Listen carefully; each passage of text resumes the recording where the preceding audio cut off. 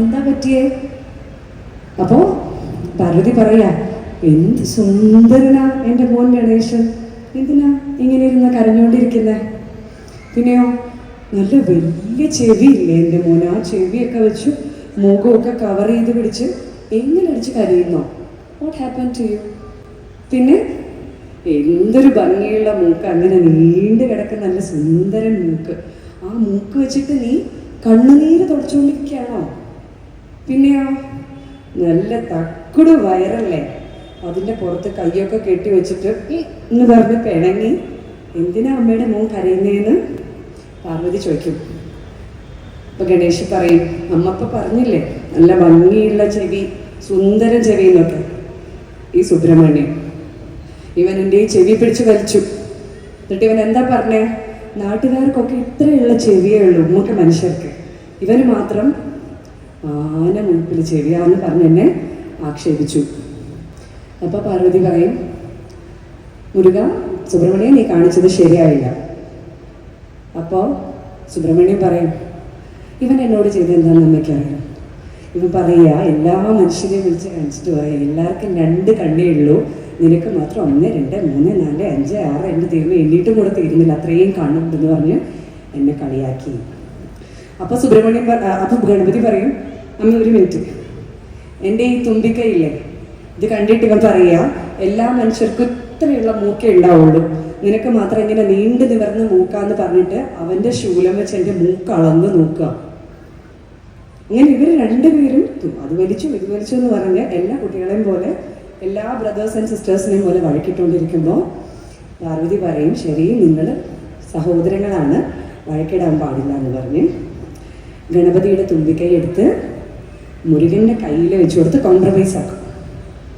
എന്നിട്ട് 2 പേരെയും കൈ പിടിച്ച് പാർവതി ഇനി ഒരു അലവസരം പാടില്ല എന്ന് പറഞ്ഞ് 2 പേരെയും പിടിച്ച് കൊണ്ടുപോകുമ്പോൾ ഗണേശൻ പറയും, ഇവിടെ നിന്നിട്ട്, എൻ്റെ കയ്യിൽ അച്ഛൻ്റെ പാമ്പുണ്ട്, ശിവൻ്റെ പാമ്പ്, ഞാൻ നിന്നെ കൊത്തിക്കും. അപ്പം മുരുകൻ പറയും, ഉവ്വ, പിന്നെ ഞാൻ മയിലിൻ്റെ പുറത്ത് വെറുതെ നടക്കണതാണല്ലോ, എൻ്റെ മയിൽ നിൻ്റെ പാമ്പിനെ കുത്തിക്കൊല്ലും. അപ്പോൾ ഗണേശൻ പറയും, ഓ, എൻ്റെ കൈയുടെ മസിലുണ്ടോ, ഇടിക്കും ഞാൻ. അപ്പോൾ സുബ്രഹ്മണ്യൻ പറയും, ആകെ ചൊട്ടച്ചാൻ പോക്കല്ലേ ഉള്ളൂ, മിണ്ടാണ്ടിരിക്കും, എൻ്റെ കയ്യിലെ ശൂലം വെച്ച് കുത്തി കയറ്റും ഞാൻ. പാർവതി വീണ്ടും തിരിഞ്ഞു നോക്കുമ്പോൾ ഇവർ വീണ്ടും വഴക്കാം. പാർവതി നടന്നോ എന്ന് പറഞ്ഞിട്ട് 2 പേരെയും തിരിച്ചു കൂട്ടിക്കൊണ്ടുപോകും. Please watch നെഞ്ച.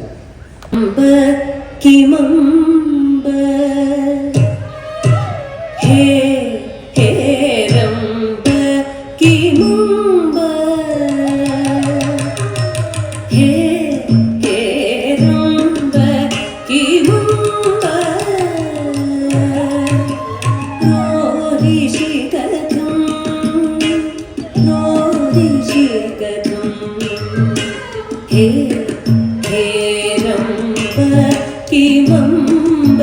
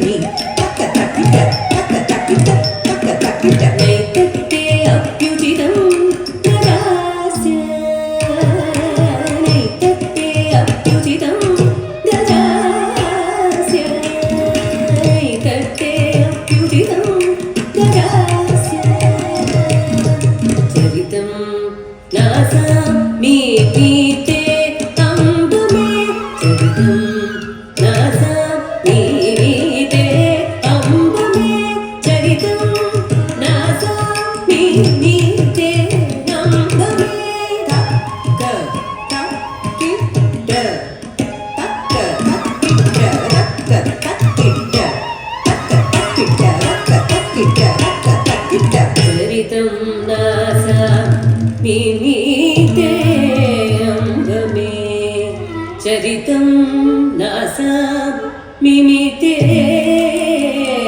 अम्ब मे मम पुरा संख्या कृता चक्षुषा मम पुरा संख्या कृता चक्षुषा कर्णो लुठत्यग्निभूः कर्णो लुठत्यग्निभूः